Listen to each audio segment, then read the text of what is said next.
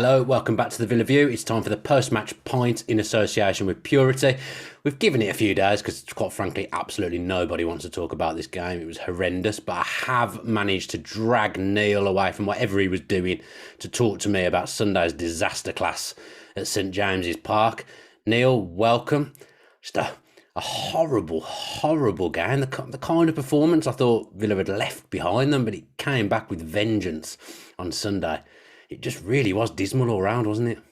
Not impressive. No, not impressive. And you kind of hit the nail on the head, and we could probably end the podcast right now. Something we thought Aston Villa left behind them in, a couple of weeks or a couple of months or even a year or so ago. But that was real 2021 football that we saw there. And that's something, as you say, that was a bit deflating, I think, more so than anything else, because it was the same culprits, the same people, the same areas of the field that we were kind of we kind of went to sleep in and were found wanting in again. Yeah, Steven Gerrard slumped in his chair, looking like the weight of the world was on his shoulders, is the image that will stay with me from that game on Sunday. And obviously, I'm not getting on Gerrard's back. No, I don't think any football fan or Villa fan in their right mind is going to be giving Steven Gerrard a hard time. But he did just look absolutely bewildered with what was unfolding in front of his eyes on Sunday. And it was a tough watch for him. It was a tough watch for the fans as well. I feel sorry for the fans that made that trip on Sunday, because it's a long, long way. I mean, it's a long, long way up those steps to get to the away end. To have to sit there and endure that for 90 minutes. Because I said on Twitter after the game, there was absolutely nothing that Aston Villa Football Club did well in that game. No. Got a goal chalked off by VAR. We're pretty good at that normally. Yeah, we're all right at that, aren't we? Nothing positive that we did, I think, is right. Yeah, and I even stopped there to try and think. And you're right. There was very little. I suppose a full back play was okay. Two centre halves were okay. But I suppose the areas that we had so much kind of excitement and delight, in the areas where we've had a lot of stability in the areas where we thought where we're hoping to see leaders develop from, Sunday was just one of those days where nothing went right for them. We didn't have a centre forward in the first half. We couldn't hold the ball up there, and as much as and look, we're not digging out players. I'm going to big caveat here. We might start talking about maybe players who didn't play well in this game. That's not to say that they're not good players. It's not to say that we think they should be sold, they should be dropped or anything. Strictly, for me, it's a commentary on the game itself. But it was very difficult. We'll pick out individuals, but it's worth saying every single player that was on the pitch was awful. Yeah. And this isn't a pile on them. We're giving commentary on the match that we watched, I suppose. And it's important to distinguish between that, because you go back 2 weeks ago, we would have been raving about some of these players. It's just in this particular game, it wasn't very good. And Ollie Watkins, the ball just couldn't stick to him up there. And Dan Byrne had a field day with him up there. And that caused an awful lot of issues then as we come back into midfield, trying to get closer to him, to get the ball, which I don't really agree with, a long ball going to him, but that's what happened, and we should have been able to adapt to that. So midfield were there, and they were on their heels then trying to get back. And I thought our two centre halves played okay. A lot of people criticizing Callum Chambers. I didn't really see it. And I know why people would be criticizing Callum Chambers and stuff, because maybe bringing the ball out of defence and possession and little things like that. But it all stems from not being able to get the ball to stick up top. And you go back to the game against Watford at the start of the season, we couldn't create chances and we couldn't really get the ball to stick up top. And when we lost the ball, we were hitting the counter attack. That was day one of this season. And you kind of saw a bit of that again this weekend. While, albeit we didn't lose traction from a lot of the ball that broke down. We gave the ball away 136 times in the game. 136 That's incredible. That must be up there with some sort of a record. Yeah, it would have to be. That is awful numbers. I mean, it's worth saying at this point as well, I didn't think Newcastle were great. I thought they were ordinary. They were relatively solid. I mean, Eddie Howe, not what you'd associate him with, but he has solidified them quite well, and they were solid, although we didn't particularly trouble them. One thing I noticed was, sorry, I need to clear my throat. One thing I noticed was, this isn't like saying we were unfortunate or unlucky in any way at all when I say this. Every time the ball was loose, it was never a Villa player anywhere near it. Every time the ball was cleared, it would go to a Newcastle player, and I'm talking both ends here, either team clearing the ball. It would go to a Newcastle player. We just looked miles off it all over the pitch. And I said this to you earlier and I put it on Twitter. I think the system's been found out a little bit. Yep. You know, when Gerrard first came in, we played these two number 10s, fullbacks bombing on, central three in midfield, keeping it relatively safe, covering off the fullbacks when they came forward so that we didn't get done on the break. It kind of feels like that has been found out a little bit now, doesn't it? Because we didn't really have an answer when that wasn't working. There wasn't anything else being conjured up anywhere from the players or the manager. I agree. And John Joe Shelby for me was brilliant at the weekend. And that sickens me that you're saying that. It? Yeah. And I sent into a message group where I said, if Villa and John Joe Shelby, we win that game. John Joe Shelby, we win that game at a canter. And that'll tell you. You hate to hear that now. You absolutely hate to hear it because he's bang average. Yeah. Well, it's that type of player that I always felt that, that even if Newcastle were to go, if we were to equalize, somebody like Shelby might have, tried to dig in his heels inside there. But the reason I brought him up was he was able to cover both Buendia and he was able to cover Coutinho. So when we look back at the Leeds game, and we got a lot of purchase in the Leeds game because of their high line, so we were able to bring our 10s closer to our 8s because we didn't play a 6 in this game either. Douglas Luiz and the other two guys played, for my money, from what I saw, and I haven't looked at any positional maps or anything because I don't think I'd be able to garner much from it. But those guys played more flat in midfield.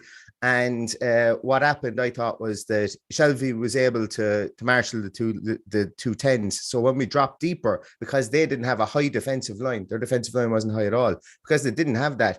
When Coutinho and Buendia got the ball, there was nowhere for them to go because everybody was packed on top of each other, and Watkins was a mile away from them up top on his own. So for me, I thought that was, the Leeds game, it looked an awful lot better, and we were able to get in behind them because they were able to get turned and get quick passes away. But this time, when they were passing the ball, there was nowhere really to go. It was so congested.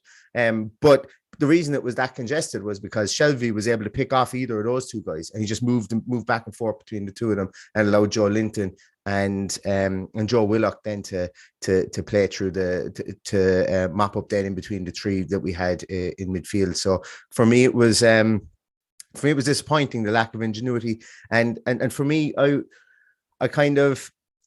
When I look back at the game, I was kind of disappointed again because it felt like we had to get our fullbacks to touch the ball before we were allowed to attack. It felt like, when you go out and you do a training session with people and you kind of say, right, you have to have 4 touches before you can shoot. It felt like we had to get the ball to our fullbacks before we were allowed to attack. And that made us very predictable, along with our centre halves carrying the ball out of midfield. And I know I'm going on very long to answer this, but I've a lot to get off my chest, Dan. A lot to get off my chest. But we've had days to stew as well. And I said this in our own podcast. I did an immediate reaction, and I'll be honest with you. At times I look back at it, and at times I thought I went an awful lot more fire and brimstone than I did. But one of the big things that annoyed me a bit, or was beginning to annoy me, and I saw it against Leeds, and it worked, was Tyrone Mings brought the ball out of defence against Leeds. We didn't play a 6. We didn't play that pivot player that usually takes the ball from the centre halves. And we didn't do it against Newcastle either. And what it allowed them to do was to park inside midfield, allow our centre half to carry it forward, knowing that he was going to run into a bank of 10 people. And then what that made them do was either pass the ball to a 50-50 opportunity, one that wasn't guaranteed, which led to us giving away the ball, pass it out wide to our fullbacks, which is completely predictable, or go long. And if you go out to our fullbacks, it slows down our attack. If you go long, it also turns it into probably about a 20% chance that we're going to win the ball if we go long. So it was very easy for them to park there and allow us to carry the ball through. It looks fantastic when a centre half carries the ball out of defence, and a lot of pundits will talk about it and say this is great. But if a team is allowing you to do that, the reason they're allowing you to do that is because they're setting up to be they're allowing you to go so far, and they're just going to set up. And you really need to have ingenuity around there. And we just didn't once the defenders came out with it. And it made us actually pretty predictable. Yeah, pretty ponderous, wasn't it? The defence would come out, and you say Chambers and Mings, when they did try and come out, they were almost a bit frustrated with what was going on in front of them. I mean, I want to defend Callum Chambers slightly because I think he's played less than 400 minutes this season, so he's coming into a new team. It's very difficult to come in, play your first game, and to be involved in a performance like that is not ideal, and he's given away a free kick that they've ended up scoring from. So all in all, Chambers probably won't look back on the day favourably, but I'm not going to dig him out because, as I say, he's played under 400 minutes. But when they're coming out with the ball, like you say, it's slow. But it's slow because there's nothing in midfield. It's so static. There's nothing going on in front of them with Louise, Ramsey and McGinn in that game. I'm finding McGinn a real issue at the moment. Because in most games, you can say, playing that's left of the central midfield, Ramsey's offering something, he's driving with the ball, he's making things happen, he's scoring goals. So I can't stop coughing. So it can't, in a way, I feel like it can't be the system because it's working on that side with Ramsey. But on the other side with McGinn, and I know Cash is probably the one who's getting furthest forward, he's just been completely curtailed. We're not really seeing anything from McGinn at all, either going forwards or backwards. He tried a few long passes that just didn't come off. Maybe it was just a bad day at the office from him. But I just don't feel he's as involved in games as he should be. And I look back to the Leicester game before Christmas. I thought that was his best ever game in a Villa shirt.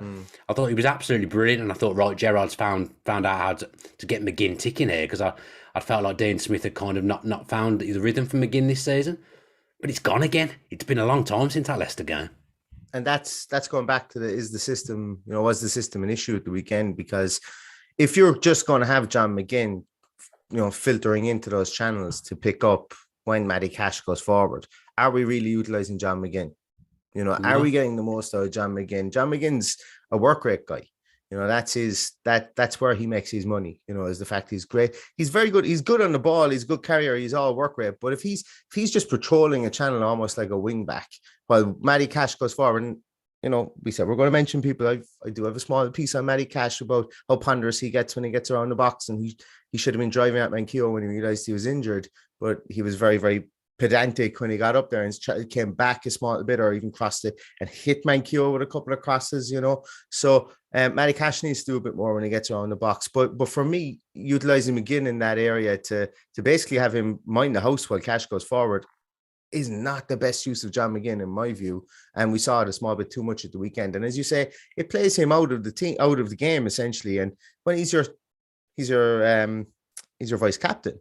He's your vice captain. He got subbed, didn't he? And that is something that never really happens under. I don't think it's happened under Gerrard before, and it did not happen under Dean Smith. If did it ever happen under Dean Smith?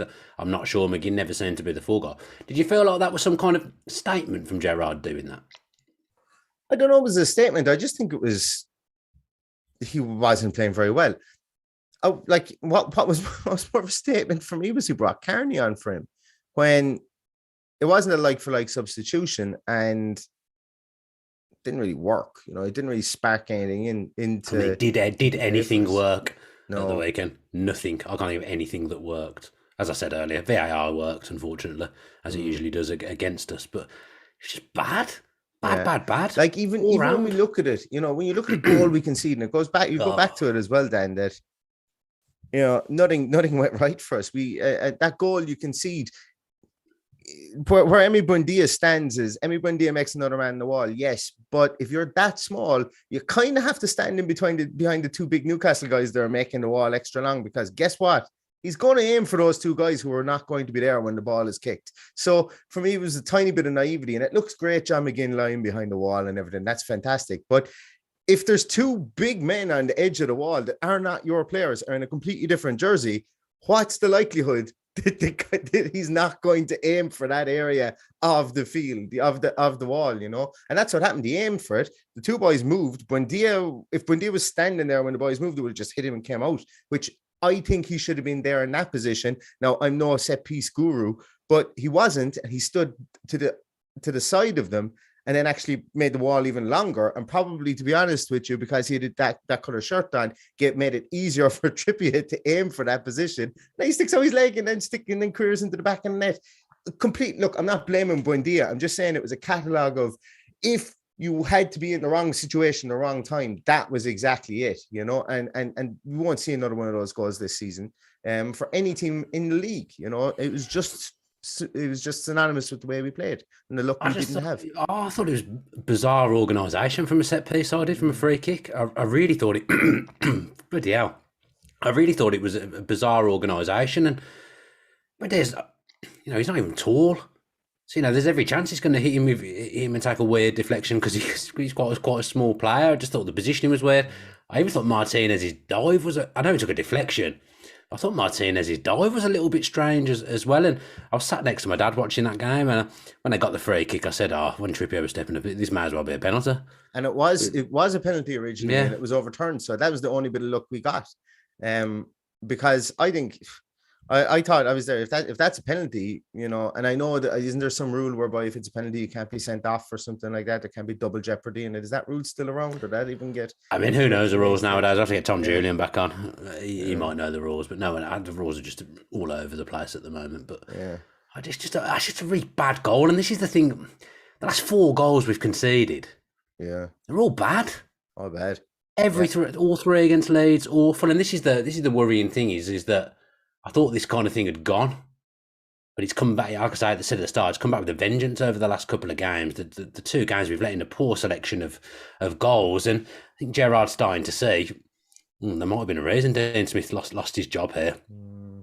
because Uh, those kind of performances that they happened under Dino. Now there's been a couple under Gerrard as well. I think the Brentford one's the only other one I can think of that was really bad. The others have been good performances in the main. Do you know what I mean? The Brentford one felt like a stinker. This one feels like a stinker.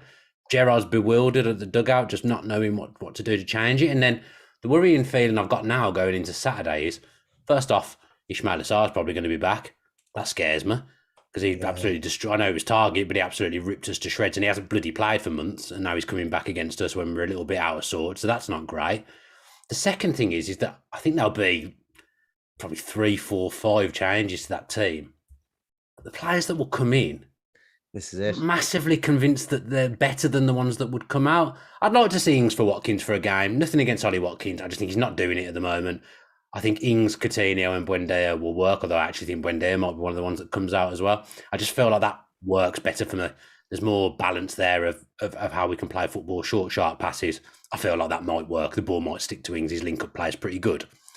But then where do you make the change? Because people talk about midfield.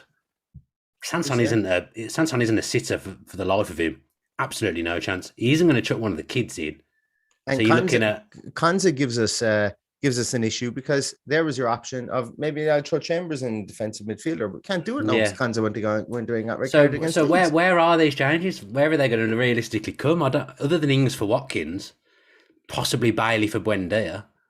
Where are them changes? Would Sanson come in for? No, it's not a slight on Sanson, but he's McGinn not is the really the only one I top. can think of. I can't see it happening. But what I'm saying is, Sanson isn't the type of midfielder that we need to bring in at the moment into the team. Someone he flashed up at the start. Nakamba's a huge miss. I've never been a massive Nakamba fan, but under Gerrard, he was starting to look really good.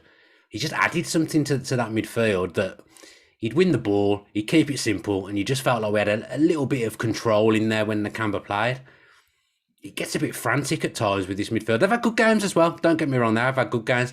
But the last couple, Ramsey scored a couple against Leeds, excellent. There's been a few too many games now where I've looked at midfield and just thought, there's a lot happening there. And that's not a dig at Ramsey because he's 20 and he's having an exceptional season. But I think Louise and McGinn, they've got to stand up and be counted a little bit more at the moment. Yeah, and like I mentioned, Carney came on for McGinn. I just I just haven't seen what what we will get from Carney if we start him. So maybe he starts him, sees what we can get from him from the But he start. won't start there, will he? I mean, if he's going to play, he's going to be as one of the 10, surely. Well, why? There's something at the bottom. Might start young, and I'm In certainly fact, not for that that. probably is what will happen. Young might come in and play and just offer a bit of nous and a bit of experience in there. But again, I like Ashley Young. I like what he's offered us since Gerrard comes in. But is that a game changer for Dean us? Smith Probably got not. panned for it. Dean Smith against West Ham. Dean Yeah. Smith got absolutely emaciated for it. And I've never been a fan of him. I'm not even really a fan of him playing as a 10 now. It's sub left back or nothing really for me. Well, that's what he is now, isn't it? That's what Target's been allowed to go. That is what he's there for. Yeah, but then if you start starting him as an 8 in midfield, then are you is Jared deviating from his plan? I was thinking he'd start as a 10, not as an 8. I Mm. don't think you can change that midfield 3. I really don't. I don't think that changes. I wonder if he stops playing with the 2 10s and goes with maybe a 4-2-3-1 I just system. can't see him ripping it up. I could with Leon Bailey back with another week behind underneath him. I could see maybe a Leon Bailey. Buendia plays the right wing. Leon Bailey plays the left wing. Our two fullbacks don't get as far forward. Where's Coutinho? Coutinho plays as a 10. So Coutinho plays as the 10, Buendia on the right hand side, Bailey on the left hand side, Ings up front. But then you have to really be disciplined in McGinn and Douglas Luiz. minding the house. But if our And that's fullbacks aren't going to go proven forward, that hasn't worked. That hasn't worked, has it? And then Ramsey's not in the team. but I the don't, flat three didn't work either at the weekend, and it didn't work against Leeds either. Really, we got bailed out by 20 minutes. Like I remember when my team sheet tantrum, I turned around and I said, guys, we would be here spitting feathers if it wasn't for 20 minutes of Coutinho. And we saw what happens when you don't get that 20 minutes of Coutinho on Sunday, because we didn't, and we looked really abject. And we pretty much played the same system, same team. So it was I don't know, it feels a lot more like a pivotal game at the weekend than it really should. Yeah. I mean, Watford, famous last words. I watched them recently. I've watched them twice. They're awful. We should not be struggling at home to them. But they're due a win probably. They've not exactly been free scoring in the first few games of Hodgson's reign, but they're probably due a win. Now, I don't know if they've won even since they beat Manchester United, actually, and that was a long, long time ago. It just feels typical Villa. Suddenly, like, I'm looking at the table, and I'm not saying we're going to go down because I don't think that we will. But Newcastle were in free fall like a few weeks ago, and now I think they're 6 points off us with the game in hand. Yeah, is that right? I haven't got a table in front of me, but I feel like that's correct. But that's not great position to be in. As I say, I don't think we'll go down. 3 more wins is pretty much all we'll need. I think, we go 3 more wins will keep you safe. But you know what I'm saying? Suddenly, Everton, Newcastle, teams that have not had good seasons by any stretch of the imagination, they ain't far off you.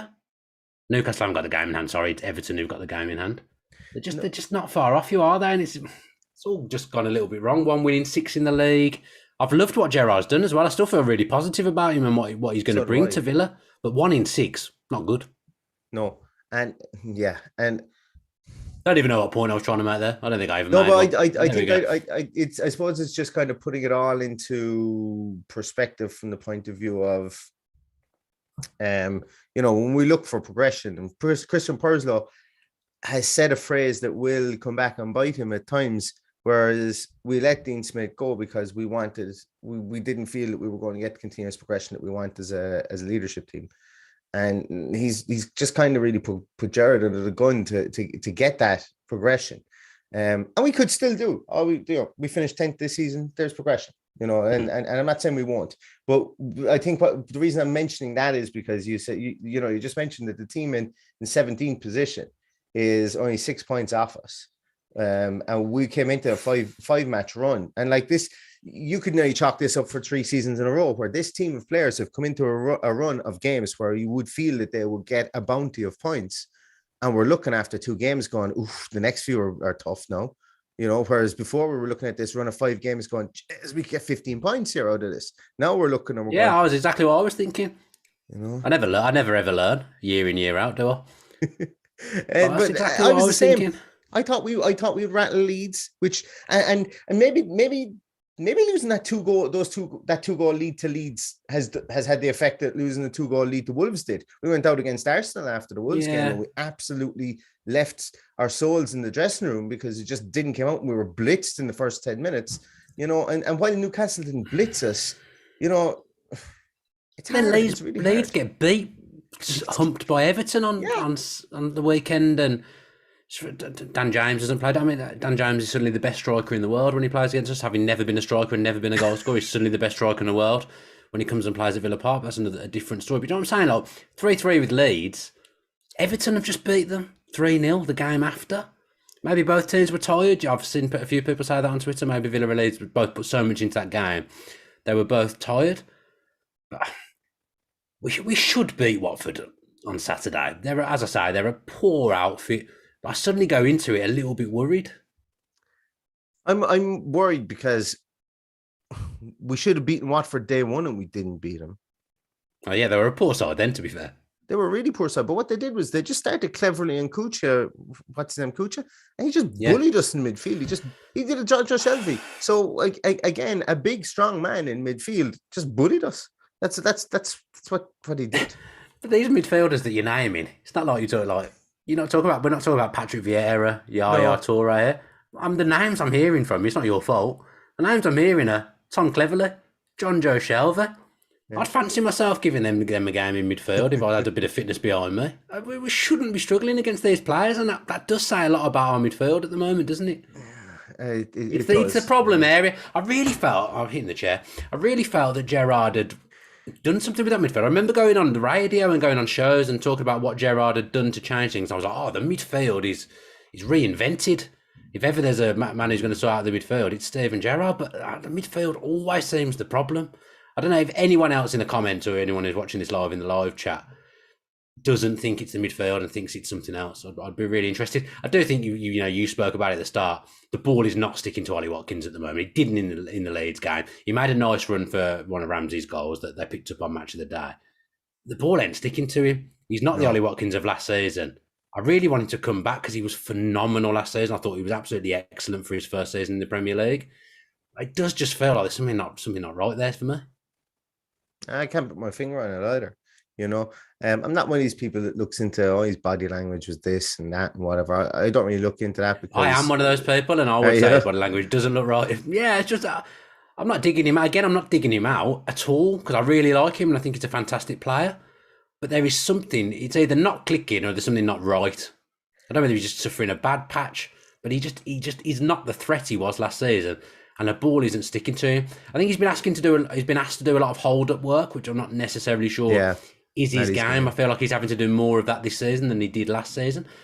But even running the channel, he forced mistakes from defenders last season. I'm not seeing that. I think you've hit the nail on the head. I think you've actually realised it. So he's been asked to play as a traditional centre forward and being an ex-winger. He probably wants to come deep and pick up the ball like Coutinho does. But now he just doesn't have that option in his game because, maybe you do if there's just a Coutinho at 10. We've got Coutinho and Buendia there now, and he's like, that's a convoluted part of the field anyway, because the amount of players that opposing teams will pop in there to try and stop attacks. But now Ollie Watkins doesn't have the option to try and get free and go there. So he's pretty much standing centrally, and maybe it's not his game. Just like his game isn't poaching goals. Like he's not an unbelievable finisher of the ball. Like his one-on-ones are fantastic. And we're not digging him out once again. I want to have another caveat. We're not. We're just trying to his strengths are playing himself into the game with his movement and stuff like that. And maybe he doesn't have that movement because if he tries to go out to the left wing, Dini's right there. Because our fullbacks get up at the speed of light. And if he tries to come deep for it, Buendia and Coutinho are there. If he tries to go to the right, Cash is up in the edge of the box. So where actually in the field can he go? Or where can a centre forward go in the field when you have those 2 10s there? And I think maybe that's the reason. And so it'd be interesting to see if Ings finds patches of space. Or it would be interesting. And the Leeds game, I'll go back to it again. This even makes more sense as I'm talking about it now. And I haven't thought about this before. I'm just speaking as I'm thinking that Leeds high line really played into our favour, so that we could actually get space in behind them because we sure as hell weren't able to get space, to the left or right. It was straight in front of them. So it's a real. It'd be interesting if Ings does get the start to see, does he find the patches of space? Does he find blades of grass that maybe Ollie Watkins can't? Because if he doesn't, then the 2 10s might need to go. Well, Watkins, except for Brentford when I think he had COVID, Gerrard has started him every single game since he's been here. So that's 11 out of 12. So 11 out of 11 Watkins has been available for. He's played either up top or kind of as a hybrid left winger / number 10. So he's played a lot of games now, and it's like Gerrard's wanted to give him the chance to be the goal scorer, but it hasn't really happened for him. I think he's got 2 or 3 maybe under Gerrard. I think Ings will start on Saturday because I think that's one of the only he's talking about changes, and the media's talking about changes. I genuinely think that's one of the only changes we can make. I don't see what else he can do that's going to really, really change things for us. That'll be the changings for Watkins. I think we'll see the. How will I put it? I think we'll see like Steven Gerrard when Steven Gerrard was in Scotland. He could be pretty combative with the media. He could be pretty combative with calling out his own players and stuff like that. We haven't seen anything like that from him, and we wonder when, if that Steven Gerrard will come out, in interviews and stuff. And I suppose, will he, like you mentioned, was it a statement to take off John McGinn? Does he start Sanson? Because the only Sanson can start for John McGinn. They're similar type players. Does he maybe make that kind of change? Or maybe that comment there on the screen. Fair enough. Obviously, you told your opinion. I don't think you can take McGinn and Louise out. There just isn't the I don't options there. think so either, If no. Nakamba's fit, you probably can. But there Or if isn't the options Kanza, there. you could push Chambers into midfield and tell him literally stand here and do not let anyone pass you. But even that against Watford at home, I'd be like, why are we playing a centre back defensive Yes. midfield? Correct. Yeah. But I don't think I don't think we can afford to look at it and go Watford at home. I think we need to have a look and go, we need to make this team tick some way, shape, or form, because I don't think being at home is going to make any difference to this team at this moment in time. Because, you know, unless we have some sort of apparition, you know, with regards to creativity, or if Watford come and play a high line, which they just won't, with who are the two centre halves, Cathcart and Craig. I mean, they've got the new guy. I've completely forgotten his name. Cathcart's been playing recently. Cathcart's been playing the centre half. They play like four centre halves across their back four, so they're not going to play a high line. They're going to. Cathcart's been at Watford longer than I've been doing the Villa View, and I've been doing the Villa View for ages. So he's been there a long time. So they're going to dig in, look for a point, and we're going to need to break them down. And look, we do. We've got this guy here behind me. We've got him. We should be able to break them down. So it's not doom and gloom. I think we're kind of look. I know I don't usually swear on this podcast. You're kind of pissed off, you know, at the weekend, and that's kind of what we're doing. We're trying to get the rats out of the bag here, but I still expect us to go and win at the weekend. I expect us to win and keep a clean sheet. Even that's what I would be expecting this team to do. Now, whoever goes out to play, Stephen Gerrard might decide to, you know, to throw the cat among the pigeons, and like, who knows? He might start Ramsey, Kearney, Sanson, and everyone's looking at it going, oh my God, what's he doing? Or maybe he does put Ashley Young in midfield in as a 6 or in as an 8, or maybe he plays him as a 10, you know, but he said he's going to make changes. So we'll see if he makes changes now, you know, and change is, if we get into the semantics of it, he's going to have to make at least 2. Yeah, I mean, we've definitely come away from this with more questions than answers, I think, but it's been reasonably cathartic going over that game. Unfortunately for me, I've got to go over it again tomorrow for the Athletic. If ever there was a game you didn't want to talk about twice, it was this one. But thanks ever so much, Neil, for coming and chatting to me and braving it, because as we know, it was very, very grim. And thanks to everyone for watching as well. Purity are the sponsors of this show. Remember, you can get 10% off all their beer and ale if you use the code #VillaView, so do go and check that out. We'll be back for a match preview of the Watford game at some point, although me and Neil did a good job of trying to cover that during this one, because we didn't want to talk about the Newcastle game, obviously, for obvious reasons. Yeah, hopefully you've enjoyed the show in some weird way. I don't know why you would have done, but hopefully you have, and hopefully you'll join us again next time. Up the Villa.